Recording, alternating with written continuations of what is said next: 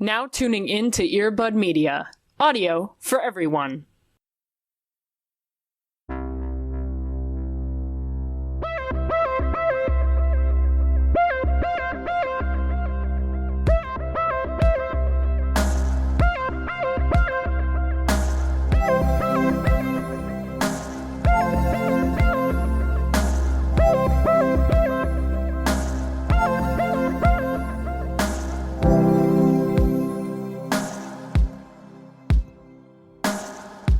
How much would you hate editing this if I talked like Lauren Conrad, circa 2006?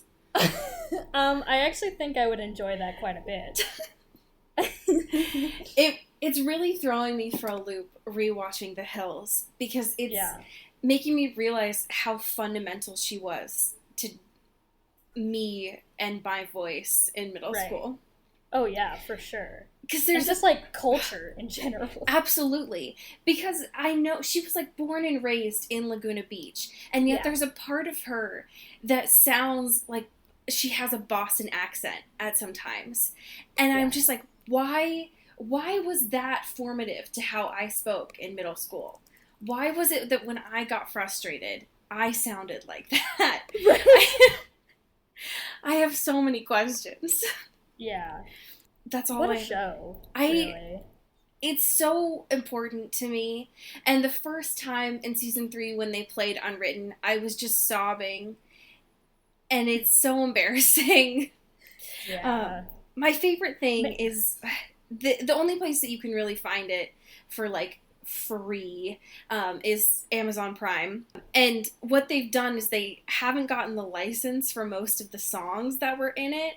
And so what they've done is like the subtitles still have the lyrics for most of the songs, but they've just put like instrumental songs in there. And it's really fucked up because there's an episode where they have the iconic Sean Kingston, and they have him warming up in one of them, but they don't have him actually singing, like the actual audio of him. That's hilarious. It's so beautiful. Yeah. It's such a shitty show, and I love it so much. Yeah. As someone who grew up in like a beach town in Southern California, not Laguna Beach, I wasn't cool enough for Laguna Beach. Sure. But boy, was like Unwritten an integral part of my middle school adolescence, and was The Hills an integral part of my middle school adolescence entirely, 100%. How could it not be, you know? Yeah. And I had an older sister who was like a teen girl, like super targeted, like... Absolutely. Yeah, I think, when I think of Natasha Bedingfield, I think of Unwritten, and I also think of the other song that had the like boombox music video. Which I obviously can't think of at this time, but it existed for sure. I will believe that, yeah. Yeah. So welcome to Into the Twilight, which is a podcast about Twilight, and also about The Hills, if Cody would let me. I will let you. One day. You know? Yeah. I think it was called These Words, if I remember right. Sure. Listen, this podcast is as much of a Hills podcast as it is now a Twilight podcast. If we're really being honest with ourselves. If we think about things like this show is really a show about toxic masculinity. If we're being honest, and The Hills is really a show about toxic masculinity. So it is rife with toxic masculinity. The more I rewatch it, the more I come to understand that Lauren Conrad's goal in that show was weekly to expose LA's toxic masculinity. Yeah. And so I respect her more and more each time. She did the Lord's work. Truly. Yeah. Cody, how the hell are you doing? I'm all right, man. Happy birthday. It's my birthday. It's your birthday. It's my birthday. I'm at full crab capacity right now. God. I'm just like, I am now just 5,000 crabs in a trench coat. Just clickety-clacking along the sidewalk. Yeah. If you hear just like a rustling and a bustling behind you, it's me. It's just a bunch of crabs. That's my actual nightmare. It's just it's Yeah. evening. I'm just trying to get home, and I just hear a lot of clickety clacks.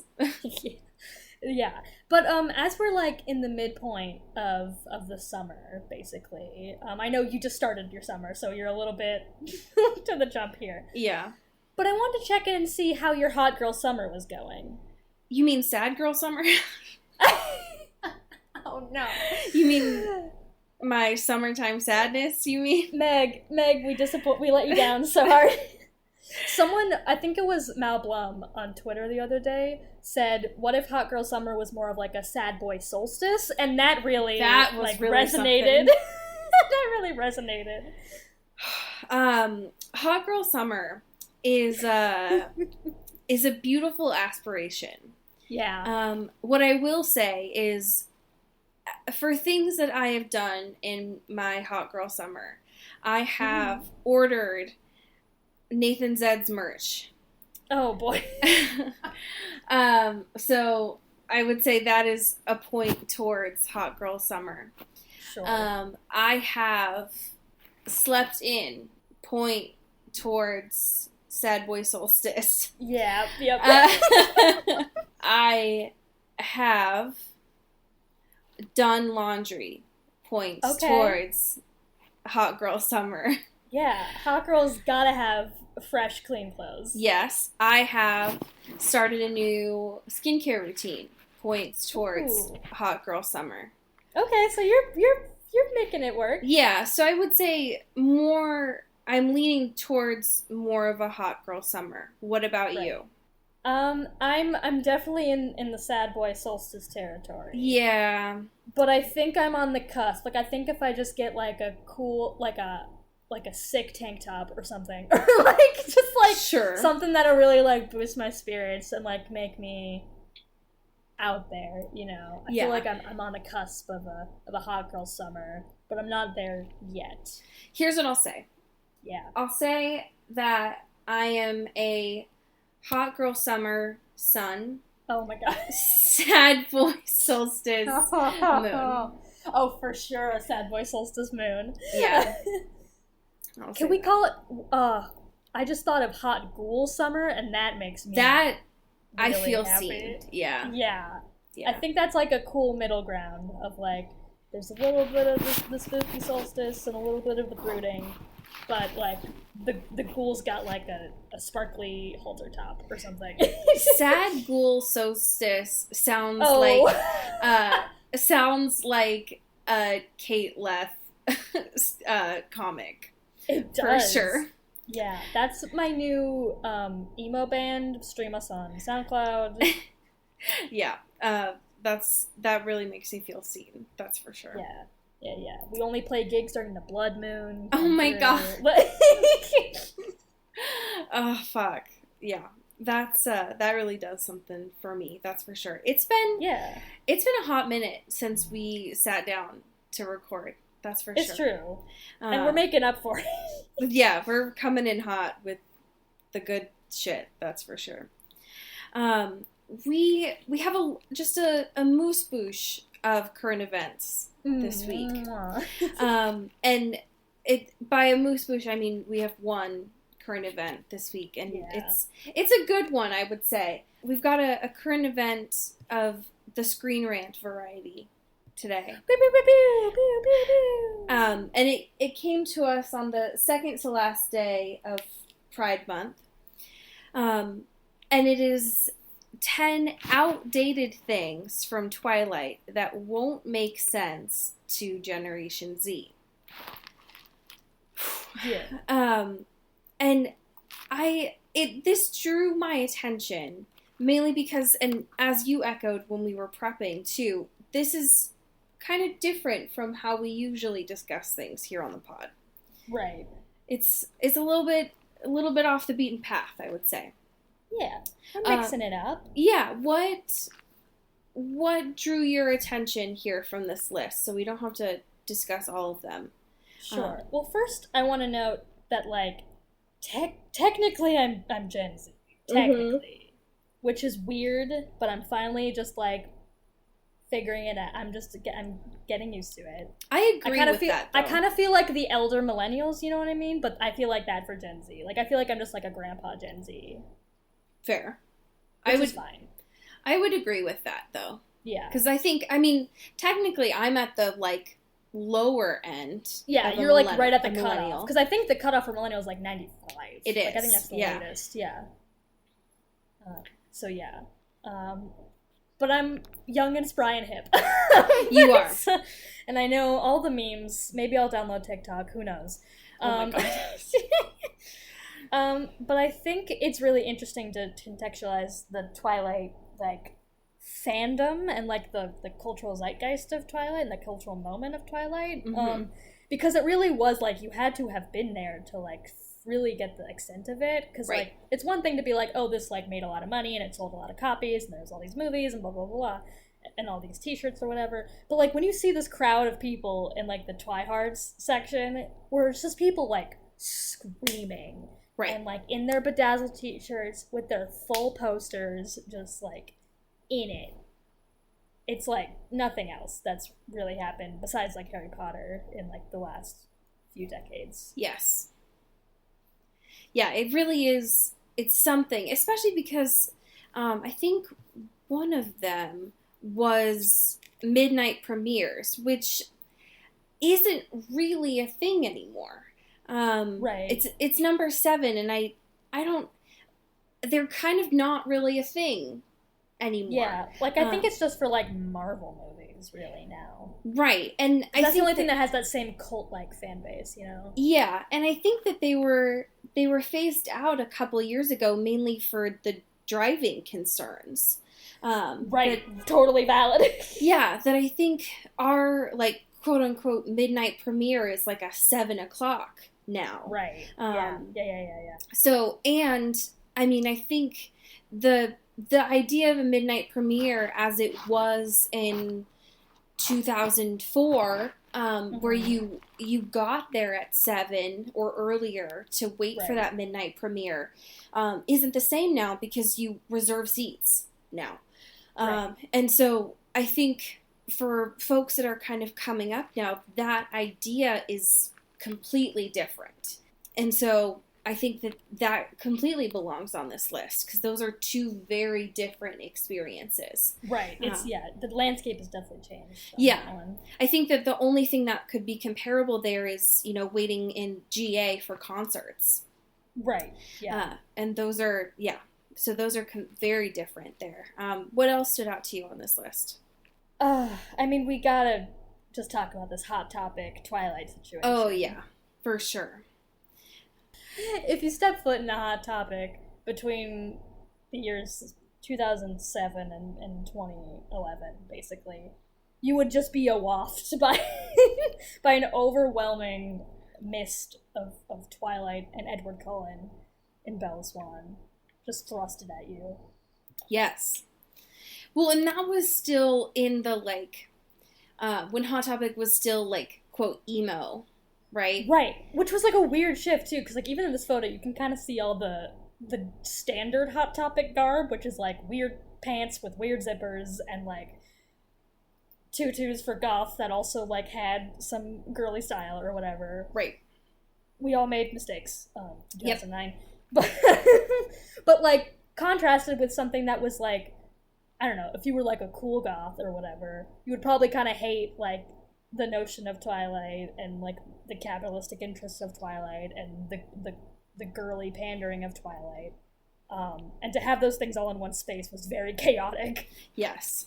Yeah. They were kind of at war all the time. Of course. And now it's more, I think now Hot Topic's more of a fandom-y kind of place, where it's, like, a lot of the Funko Pops and whatever, all the memorabilia and, like, themed show t-shirts or whatever. Yeah, it's like the home for Riverdale and stuff. Right, yeah, it's now the Riverdale store, which is fine.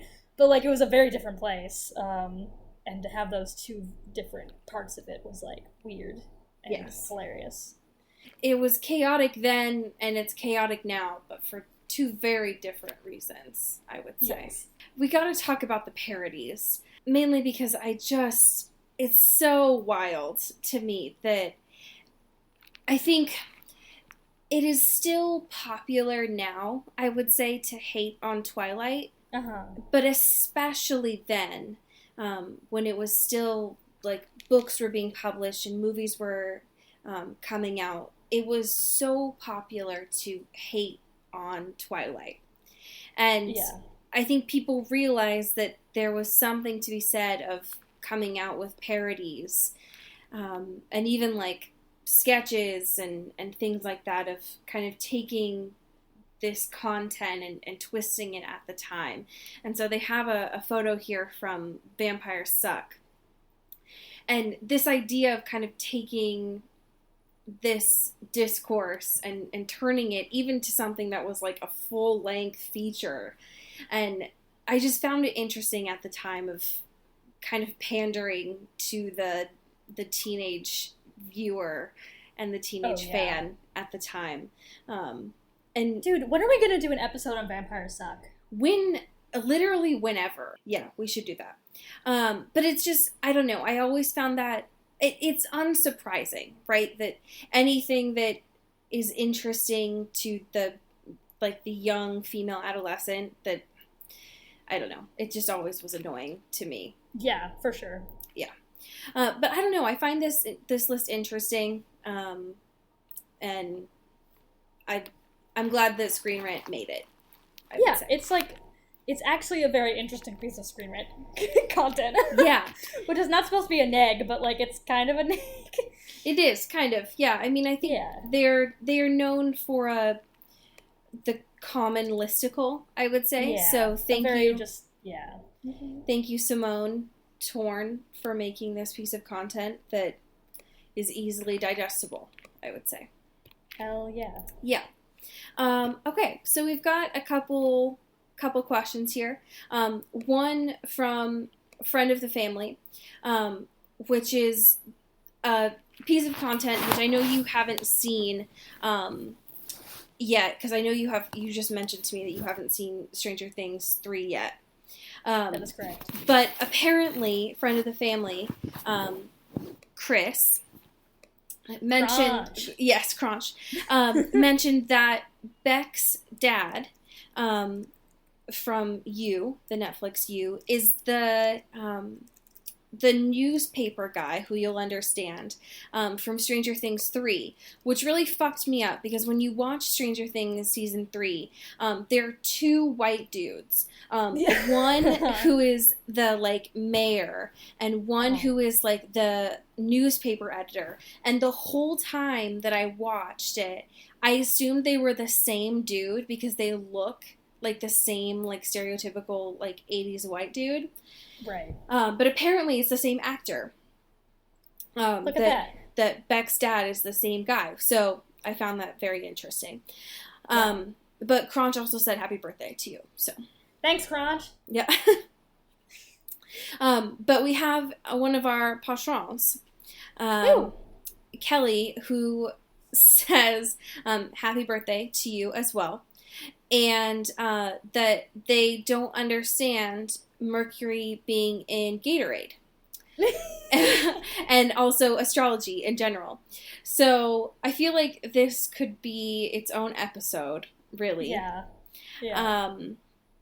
One of these days we're just gonna I'm gonna give you the mic for like half an hour for the Patreon, and you can just go off for as long as you'd like about astrology. Yes. And then I'll just upload it without even monitoring it.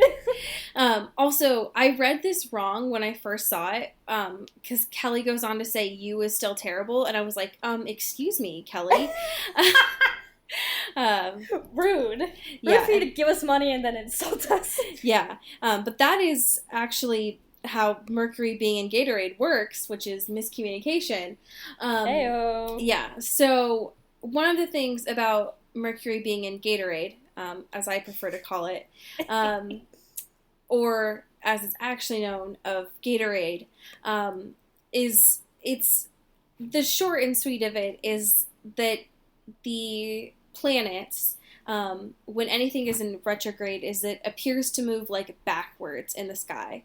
And so things are moving backwards, quote unquote. That's like the short and sweet of it. So when it's Mercury, which is the sign of, or like the planet of communication, that's when things get all like wiggledy piggledy.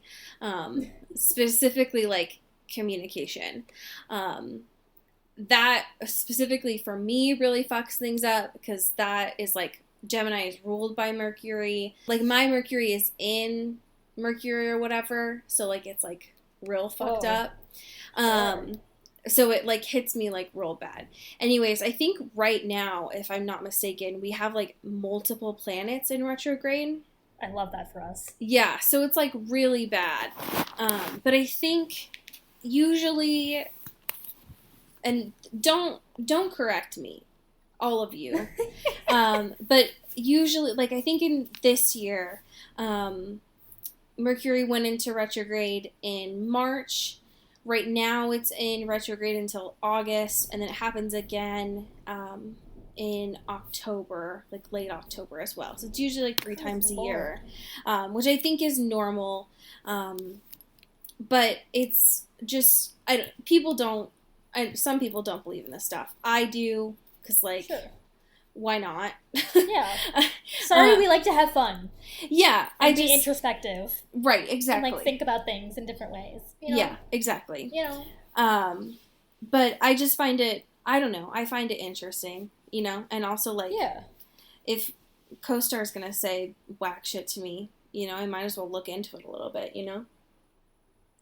Yeah. Why not? But yeah, I think that, it's an interesting way to look at stuff anyways. But it's a way of looking at communication. So they always say like back up your computer and like back up your phone and stuff like that. So yeah, that's the like short and sweet of it. I would Google it more because I don't want to take up more time about this, but yes. Yeah. Short and sweet. Do you want to start talking about chapters 19 and 20? Oh. Our work. But it's my birthday. I know. I'm so sorry. And these are bad. They are quite bad. Yes. But I guess we must. Yes. I listened to these, and it was something. That's for sure. Sure. Yeah. When we left off last time, where it was quite a while ago, that was when Peach called Beck and was like, oh my god, something bad happened. And so shit's going down or whatever. Here we are. Yes. And so Beck and Joe are in a cab headed over to Peach's, and this is when Beck starts to fill her in on stuff. And so I think, so I love this part because when Joe is like staring down Beck, trying to get her attention, but not saying anything because he's passive aggressive. So finally she looks over at him and is like, oh, you're mad. And he's like, are you pissed off at me? He's like, no, I'm not mad. I've never been mad. What? I love you. And he's like, no. And so I love this because he's like, I'm not mad. I don't understand. And so as soon as she gets out to leave, she's like, oh, this was the best date ever. And then like Peach calls and is like, I love this because Beck is like literally in the elevator up to her like penthouse or condo or whatever, and right. Peach is like, where are you? You are not moving fast enough. Get here. I need you to I Dream of Jeannie your way into my room right now. Exactly. You're moving too slow. Yes. So Joe follows Beck up there into her home. And I love this because Joe says, it's been less than 10 minutes and already I'm getting that unpaid delivery guy feeling. Woof. So that's a mood right there. Right.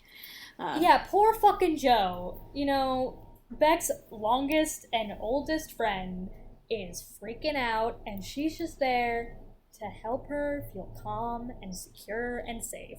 And Joe, who's known her for, like, less than a week. Yeah, I think this was their first official date or whatever. Maybe Right, their like, what the second date. fuck? Bitch, like, you are not the priority here. You didn't have to be there. He did not need to go up there. No. No. Stop being a fucking dingus. Yeah.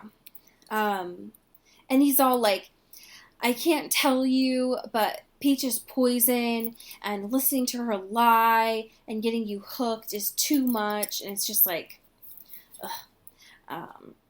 And so he finally decides to go look around the place, and try and find evidence or whatever. Do some fucking snooping. Yeah, basically. Which is when he finds her room, which, keep in mind, is in New York, where she has a 4-poster California king. Like, okay. Good lord. All right, slow your roll. And she also has, like, tons of Virginia Woolf books, which, okay.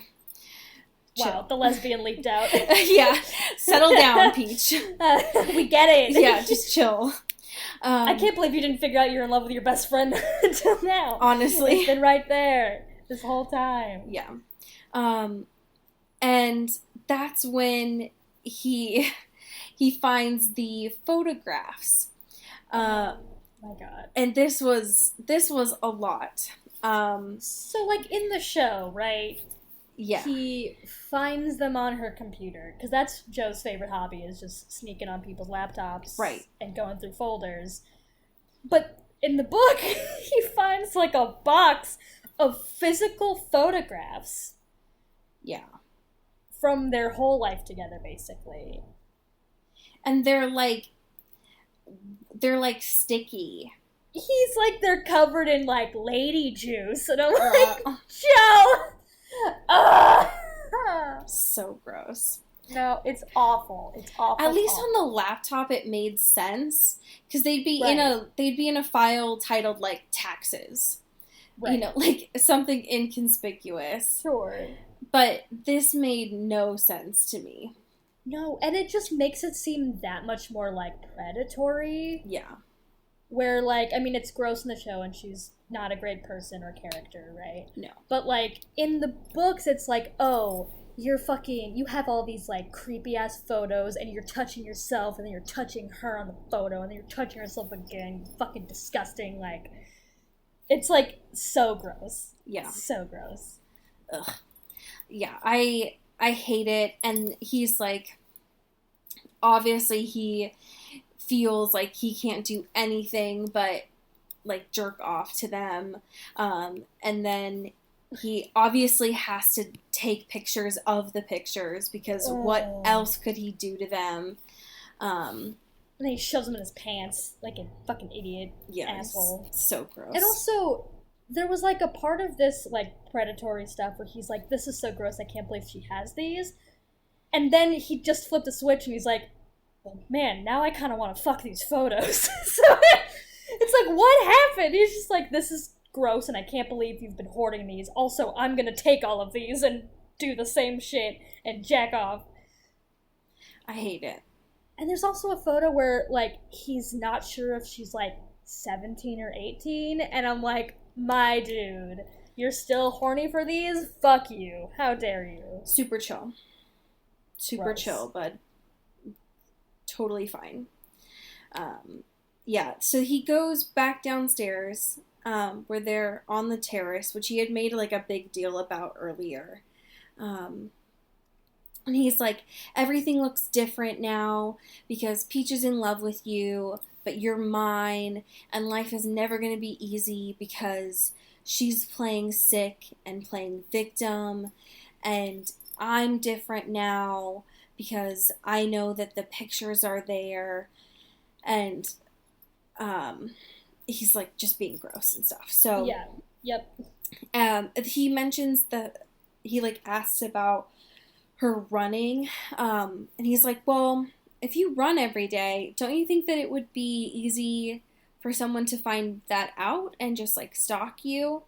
And And she's like, well, actually, I don't run every day, so don't get like that, actually. So they, like, keep talking about this, and they decide that there might be one person, this guy named Jasper, which I, like, lost it at this point. Yeah. I was like, sorry, what? Is this a joke? Yeah, I was like, of course. And this is the point where he decides to kiss Beck, and he dips out, and Elton John is, like, still scream singing. Like, he's in the room just Yes. performing a concert for Peach personally. Yep. Thank you so much, Rocket Man. I appreciate it so much. Yeah. And this is where chapter 19 ends, because it needed to finally. Yeah, good lord. And so chapter 20 starts off with a study. Because sure. Why not, I guess. I'm so glad that we are reading an informational text. And it starts off... Was this peer reviewed? Yes. Obviously not. No. I don't even think anyone looked at this before publishing. So many people looked at it, but no one was brave enough to give feedback on it. Yeah. It starts off with a study about the runner's high, and then it starts talking about the fact that Joe has been stalking Peach for 8 days now, but apparently he hasn't gotten the runner's high yet. And that's great, thank you. And apparently it's been 2 weeks of Beck staying at Peach's, and he's only seen Beck twice, and that's a crime. It's a criminal act, apparently. And she's just been leading him on and not giving him what he wants. Just being a tease. Just a fucking tease, bitch. Yep. One was when she went back to her apartment to gather her things, and she didn't even ask about Thanksgiving, which was just rude. God. So that was, like, so mean. And I guess the second time, or I guess this was, oh, yeah. During that time, he, like, hid outside her window when she was talking to Peach, which was, like, gross. Yeah. And during that time, she was talking to Peach about Benji being a brat or something. It's just like, okay, Joseph, stop. He also gets offended when Peach is like, oh, well, Benji's tweets are silly and ridiculous, and he's not having a fun time. And then in his mind, he's like, no, my fucking Benji tweets are cool as hell, alright? Benji's out there living a cool life because of me. Yeah, those are well crafted. Actually, I'm doing so well. Yeah, my engagement is through the roof, Peach, alright? There are people that are retweeting these that aren't just spam bots, actually, so. Yeah, so fucking take that. Yeah. And then the other time that he saw her was at Serendipity, or as he says, Seren-fucking-dipity, when Peach apparently has chocolate, as he says, a frozen hot chocolate, which apparently with Icy she's not supposed to have. And so he's just, like, freaking out about it. I hope that's on, like, a list, like a no consume list at the IC. It's like, you can't, frozen hot chocolate, for sure a no-no. Don't even think about consuming this with your condition. He makes it seem like at Serendipity there's, like, a sign that says, like, if you have Icy, do not consume, or something. Yeah. Also, for some New York context, Serendipity. Have you been to Serendipity when you were there? Did you No. go? It's like a bougie, fun little, like, it's like a restaurant, but their main thing is the frozen hot chocolates, and they're Oh. like ridiculously expensive, and they're gigantic. It's like those. It's almost like those like fishbowl things. Like, for Oh. alcohol, but it's like hot chocolate, frozen hot chocolate. Gotcha. And it's on like the Upper East Side. It's like super schmoozy and whatever. But it's a fun little tourist spot. Gotcha. Okay. Yeah. Interesting. That seems like a place Peach would frequent. I believe that. Yeah. So, I love that he's talking about, like, I don't know. I found this chapter kind of funny because of the way that he describes when he runs. So he says, the first time I run, it's because I might fucking kill Peach. And he's, like, talking about, like, I start for walks when everyone else is busy during Thanksgiving, and he's drawn to her building. And he starts to run when Peach goes through her door. And so he says, like, so yes, for a second there, I ran as fast as I could into the woods after her because I was going to grab her by the neck and make her stop running once and for all. Cool, Joseph. Super cool. Great. Super good. Now, one of the things I found kind of funny about this, though, is he starts talking about, like, I kept running, nothing was happening. He said, whoever said running in the morning gives you energy never had a day job that involves customer service. Which was very good. That's a mood. Yes, hard agree. Now, I found this kind of interesting because he talks about, like, how, like, her running habits. And one of the things that he discusses about this is that usually, like, he says, dignified, respectful citizens of the world use earbuds or headphones to privatize their music, but not Peach. She tucks her headphones into a band that she wraps around her upper arm. She has a special speaker attached, and the music blasts, which I found odd.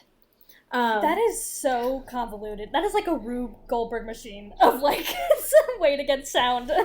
I agree. Especially because it seems like she does this in the morning, which, Right. granted, like, it's an urban environment, but also, why would you do that? Especially because it's, like, the music is blasting out from you, so it's not even like you're getting a lot of it into your ears anyway. No. I'm just confused about the fact that, like, if you're gonna, like, be an asshole and just have it on the speakers, fine, sure, whatever. Just plug the speaker into the, like, iPod or iPhone or a Bluetooth or whatever, but the fact that she's, like, got it plugged into her headphones and also, like, through the thing, and it's like, I don't understand, like, the metrics here. I'm very confused about the wiring. I agree. Yeah, I don't get it, especially because he makes a point to be like, people are sneering at her and objecting to it, and she doesn't, like, give a fuck. She just tells them to deal with it. And apparently, you know, like, it bites her in the ass because when Joe apparently comes at her, and he, like, charges at her and, you know, slams her into the ground, the music is, like, drowning out the sound. Right. And, I mean, yikes, bud. Yeah. Ooh. Also, he doesn't throw a brick at her this time. No. It seems like she, like, is screaming, but it seems like she hits herself against a rock, which sucks. But it seems like the music is almost what he describes as a, like, security system, which is gross. Yeah. Well. But it's so that, I mean, no one seems to, like, hear him because the music is playing around him. So that's yikes, I guess. Big yikes. Big yikes. And so he, like, runs as fast as he can, obviously, around, so that he's not around her. It gets onto the subway. And, of course, then Beck texts him being like, oh, can't get together tonight, at the hospital with Peach. And he's like, you know, kicks the subway, gets all upset. Shit! Because he's bad at murder. He's a bad murderer. He's such a bad murderer. Step her fucking pussy up. Joe. Honestly, I agree. Yeah. And so it's just like, you were alone with her there. You had one job. You gave yourself one task, Right. What's even worse is that in his like little monologue about how he's upset that she didn't die, he's like, the worst thing is the injustice of her actually getting a bed in the hospital. Oh my She only God. gets to stay because her dad is on the board of the hospital, and it's not fair to think of all the genuinely sick people turned away. Like, come on, Yeah, dude. Dude, what the fuck? You gave her at least a concussion. Right, she's probably in the fucking, like, ER. Are you kidding me? Yeah. At least a concussion, probably at least stitches. Yeah. Come on. Yeah, head injuries are no joke, Joseph. Yeah. God, ungrateful. Bad at murder. Now you're gonna talk shit about people getting head injuries. God. So bad. Sucks so bad. Yep. Yeah. Well, next week we got 21-22. Now we get to find out the aftermath. Hopefully if this keeps with the changes, she'll just go for his throat. Yeah. He visits her in the hospital and she just fucking stabs him. Yeah. That's what I would like. That's what I would like too, honestly. Yeah. Yeah. Well, we do have some patrons. Ooh. Do we want to have something to thank them with? Should we just do our Screen Rant list? Should we just Sure. do yeah, some why of the not? ones we didn't before? Hell yeah. Okay. Why don't you start? Yeah. Shout out to Sophia Salinger. Who's gonna be number 9, the epic soundtrack. Holy shit. Yes. Powerful. So powerful. Yeah. All right. We'll go ahead and do Aaron Salinger, Ow! who's gonna be number 10, Team Edward versus Team Jacob. Nice. Shout out to Alex Blythe, Hell yes. who's gonna be number 5, Twilight memes. Oh man. And the photos they chose. They're very good. Would recommend looking them up. Yes. All right.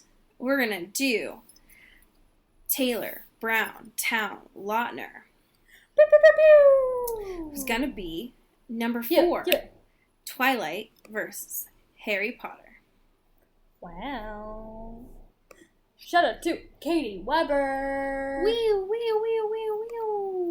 Who's gonna be number 2? Vampires were totally in. Oh my god. All right. Well, last but not least, Simon Steele. Motherfucking Steel. And last but not least, number 1, Twihards. Hell yeah. It's what he deserves. Yeah. I also love this poster up front in this photo of Kellen be our monkey man. Yes. That's very important to me. Huge fan. Very important. Okay. I found a fan fiction Oh boy. for you. In the time since we recorded last, I went to go see the newest Spider-Man. Yep. And it was charming. So I picked out a crossover between Spider-Man and Twilight. Yeah. And this is titled A Spider in Twilight, written by Nasty Face X. And it was published on July 7th of 2012. Amazing. It has over 5,000 words, and I'm going to read all of those words to you now. Buckle up. This is from chapter 1, The Transformation. And it goes a little like this. Hello, I'm Peter Parker, teen vampire. Now, I know you're thinking, last time you checked, I was a superhero. Well, that's because last time you checked, I was a superhero. See, I was just a normal freelance photographer, high school student, super mutant hero, until some years ago. Whew, that was a close one. Doc Ock and the Sinister Six are on my tail. I've been trying to get away from the civilians, but the only problem is now they aren't bothering civilians. They're bothering me. And when I was bothering, I mean beating the ever-loving daylight out of me. Not to mention I'm out of web fluid, so I'm basically dead in the water. Or dead in the sand, since Sandman is really using me as a punching bag. I can't believe myself. They're closing in on me, and all I can do is make bad jokes in my head. Doc Ock extends his arms towards me. Sandman sends a mace ball or two of sand. Mysterio shoots a couple flaming cards. Electro shocks me. Vulture claws at me. And Kraven throws a KO punch. Then spots appear and darken my vision. When I see that the Sinister Six are gone, I barely have the strength to crawl the shelter before everything goes black. I slowly open my eyes and blink everything into focus. Strangely, I see everything really clearly. I saw golden dust motes floating in the air, and individual threads in the cloth canopy above my head. Another strange thing is how danged thirsty I was. My throat was absolutely parched. And why could I hear so well? And what was that terrific scent? End scene. Wow. Wow. I need that movie immediately. Can you imagine fucking nerd Peter Parker? Yeah. That would be very good. Aw. All right, folks. Well, I mean, as we say in Seattle, get bit and get whipped. Ow!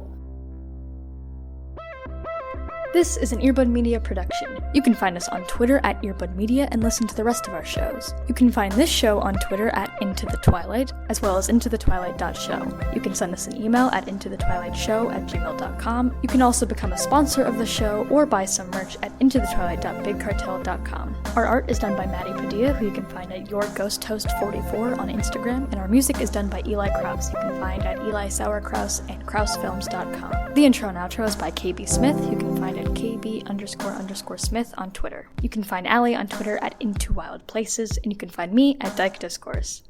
You've been listening to Earbud Media Production. Earbud Media. Audio for everyone.